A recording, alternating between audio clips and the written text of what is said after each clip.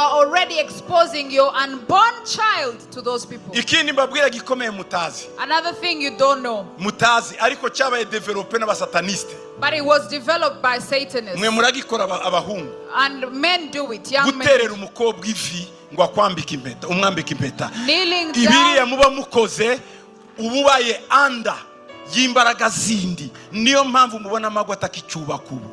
When you tugaterera umukobwa ivi na gato.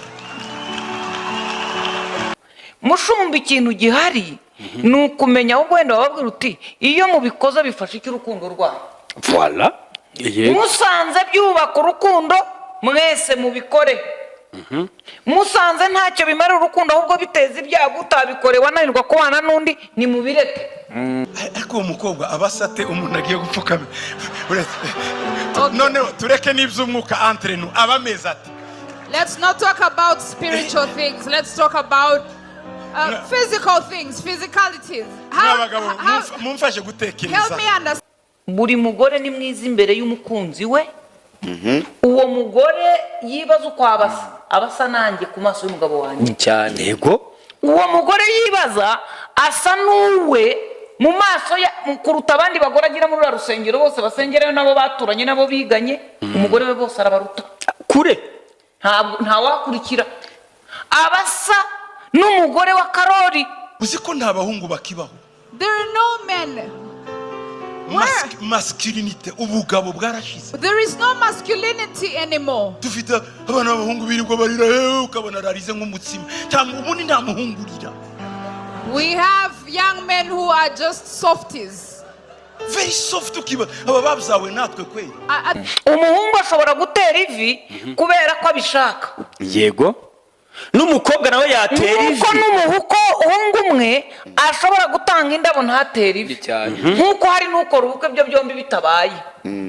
You are already exposing your unborn child to those people. Ikindi mbabwira gikomeye mutazi. Another thing you don't know. Mutazi ariko cyabaye develope n'abasataniste. But it was developed by Satanists. Mwe muragikora abahungu. And men do it, young men. Guterera umukobwa ivi ngo akwambika impeta, umwambika impeta. Kneeling down. Ibiriya muba mukoze ububaye anda y'imbaraga zindi. Niyo mpamvu mubona amagwa atakicuba kubu.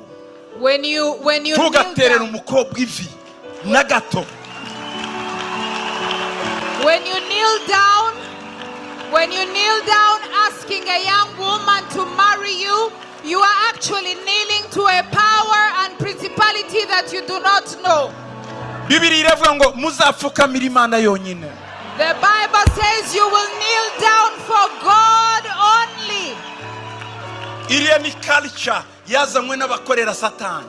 That is a culture that was brought by Satanists. Imara ko yemerwa n'abakristo n'abana b'Imana. Ntuzabikore ngo uterere umukobwa ivi. Yohana yagiye guterera marayika ivi, marayika ngo no ngo ndimbata mugenzi wawe ngo n'Imana yonyine ipfukamira. And this is a culture that even believers have embraced.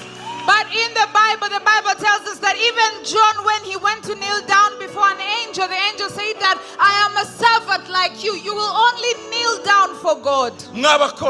Young women. Umuhungu naje guterera ivi menya kusenye. When a man uzahita umubwira ati no winterera ivi sidi Imana uzabyange.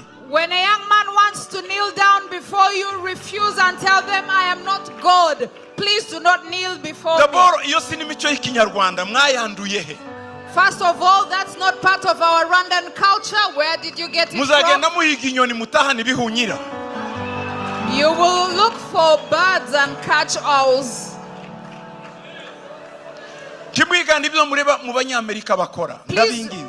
I beg you, do not imitate what you see Americans do, or what Europeans do. How many are married in the US? Bose n'abadivorce kubera ibyo byo gutera ivi kuko si Imana iyoboye ugo rugo ruyobowe n'ikidayimoni cy'uwo bapfukamiye. Because it is not God leading those marriages, but the demon, the principality that leads those marriages. Most of them end in divorce.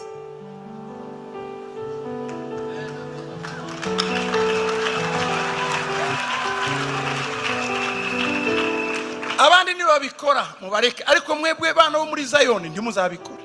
If others do it, let them do it. But you members of this church do not accept kandi this. nugira inshuti yawe uzamubwire ngo ni Bibiliya. And if you have a friend, discourage them from doing it. Kuko uri muramwubakira. Because you're helping them build. Imana Satani yabwiye Yesu ngo namupfukamire. Yesu yavuze gute? Satan told Jesus Ngo to kneel Imana down. yonyine niyo gupfukamira. And Jesus said only God should be knelt down for. Murabona abasirikare? You see soldiers? Muzi ukuntu bubahana? Do you know how they honor each other? Iyo yubashe umurutagira gute? When they honor others, what do they do? Atere abapfukamye. Do they kneel? Niba umugabo umusirikare adashobora gupfukamira afande we ariko akamutera isarute mwe mwabikuye ibyo bintu. If a soldier will salute a leader, why do you kneel if they will not kneel? Ubundi nibo bubaha kuruta indogobe. Soldiers are the most honorable than horses. Nibo bakagombye gupfukama imbere ya afande. They should kneel before their leaders. Ariko abayemye ahagarara dabord muri position nziza. They stand in the right position Yarangiza agatera isaro. and then salute. Uwo mwuka wo gupfukama mwawukuye. Where did you get the spirit of kneeling down? Banyoko nabaso ntibapfukamye barasazanye ariko mwe mwarapfukamye mwarasenye de. Your mothers and fathers never knelt. Your fathers never knelt and they are still married, but you are kneeling down and you are not married.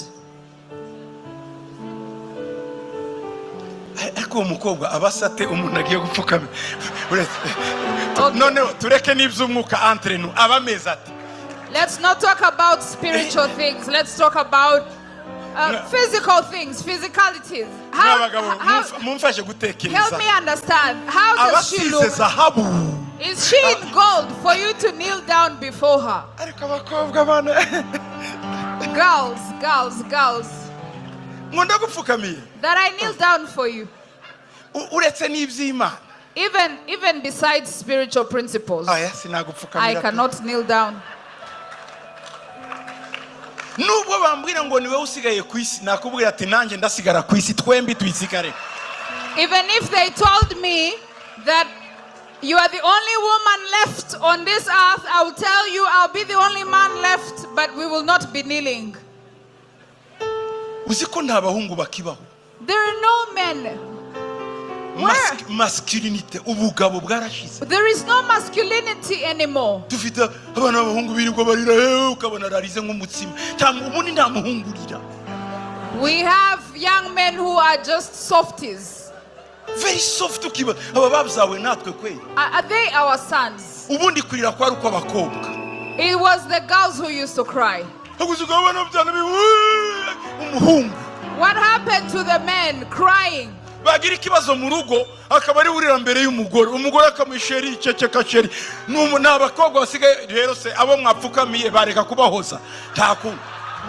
Now when the couple will have a problem, the man will be more dramatic and you'll find that it is the wife who is consoling the husband, and it makes sense. He knelt down before her, so let her comfort him.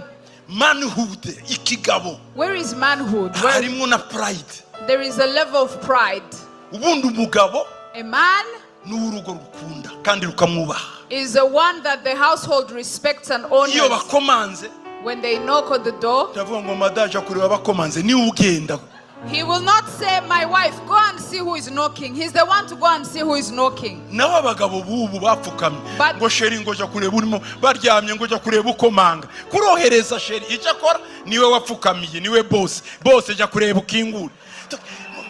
And nowadays, if someone knocks on the door, the husband will tell the wife, my wife, go and see who is knocking. And of course, she's the boss because you knelt down before her. Muzareba abagabo bubu The men of iyo mu today. gicuku bakomanza abwira ngo sheri genda uje kumva umuntu ukomanze When they- atuma umugore ubundi kera ni umugabo wahuguruka ngo ninde uri ku rugi wanjye niko siko byari bimeze kera. Back in the day, it is the Ariko men who abagabo would murimo go. muzana ubu babapfukamiye arakohereza reka kohereze ni wowe yapfukamiye kuko ari we yicaye ku ntebe nawe urapfukamye. Apana tureke n'iby'Imana tuba abagabo.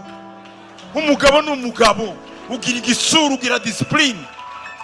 Let us be men who are disciplined, who are principled. But today, it is the men who are sending the women to go and do their assignments. Entre nous. Between us, Ibini nzabyigisha. Entre nous. between us, I'll teach the rest another day. Uzanye umugabo akantu kose akarira. Niwe umubwira ngo dukore iki nguyi tugende sheri. Wamukunda uwo.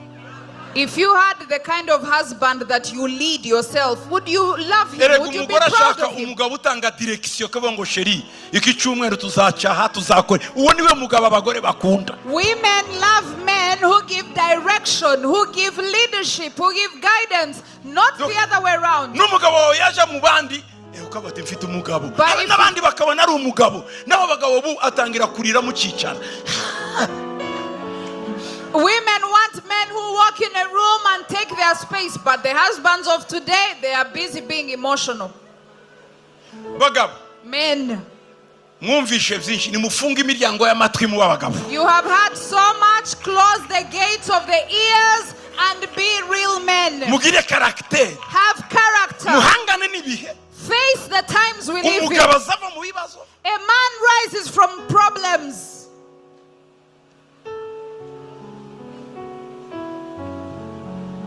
Umugabo akemura ibibazo. A man solves problems. Icyo kibazo cy'umugabo.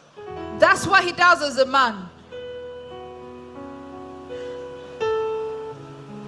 Tidukimenya kubera ko bakobwa bacu basigaye biyambara amapantaro muzatize gabagaba amajipo nidukimenya umugabo n'umugore ubungubu uko byarayoberanye. We don't know who the men are and the women are. You might as well lend your skirts to the men. Taha mu rugo ubwire umugabo bati ejo hari ijipo nateguye hariya sheri uzajyambare nge namba ipantaro yawe. Our sisters, go home and tell your husband, I want to lend you my skirt. This is what you will wear tomorrow, or my dress, and then I'll put on your pants. None se ko ibikorwa bigaragara. Because actions show who the man is. Oya ntabwo nahindutse kandi kugeza ku byanyu mwembi. Icya kabiri na mahitamo ukuntu ntajya nganira uko abantu bakoze imibonano mpuzabitsina sinjya nganira uko bakundanye. Umuhungu ashobora gutera ivi kubera ko abishaka. Yego.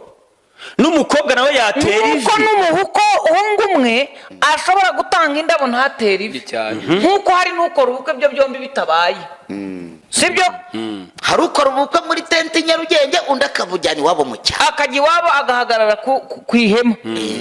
Cyangwa bagatera ibishwangara n'ibindi bintu bizana igicucu. Ibyo rero ni amahitamo. Mushumba ikintu gihari nukumenya aho gwenda babwira uti iyo mubikoza bifasha iki urukundo rwayo. Voilà. Musanze byubaka urukundo mwese mubikore.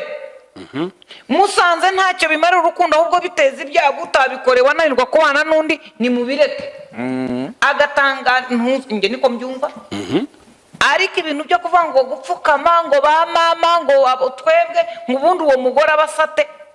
Buri mugore ni mwiza imbere y'umukunzi we. Uwo mugore yibaza uko abasa nanjye ku maso y'umugabo wanjye cyane. Yego. Uwo mugore yibaza asa n'uwe mu maso ya kuruta abandi bagore agira muri rusengero bose basengerayo nabo baturanye nabo biganye. Umugore we bose arabaruta kure nta wakurikira.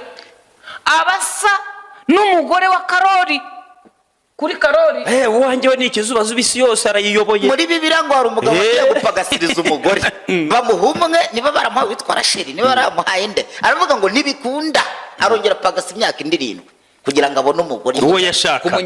Ku Munyasomaliya ntimuhora mwumvuga ibintu byaturitse. Ku Munyasomaliya nta hantu heza kurusha muri Somaliya. Iwanyu haba ari iwanyu niho heza.